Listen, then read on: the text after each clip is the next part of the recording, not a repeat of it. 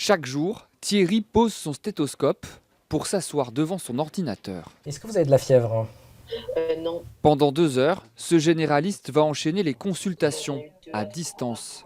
D'accord. De l'autre Donc là- côté de la webcam, une jeune femme qui souffre d'une infection urinaire. Je suis sur un salaud professionnel, donc je n'ai pas la possibilité de partir pour prendre un rendez-vous chez mon généraliste. Comme dans son cabinet, Thierry établit un diagnostic et peut prescrire des médicaments. Donc je vous joins l'ordonnance en pièce jointe. Principal avantage, la rapidité. Une immédiateté qui est intéressante et utile pour le patient. Donc au lieu qu'elle aille aux urgences locales, ça va permettre de prendre en charge rapidement le problème. En France, ce type de téléconsultation pourrait bientôt se généraliser.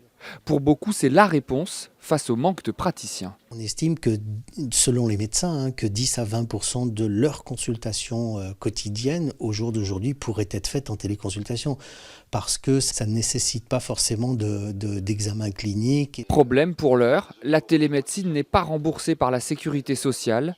Seules certaines mutuelles privées prennent en charge ces services, aux grandes dames de l'ordre des médecins. La médecine ne peut pas être pratiquée comme un commerce ou comme une vente de services. C'est un des grands principes de la déontologie médicale qu'il ne doit pas y avoir de discrimination dans l'accès aux soins. Début janvier, des discussions auront lieu pour démocratiser la pratique. Aujourd'hui, seuls 2% des Français ont eu accès à une téléconsultation.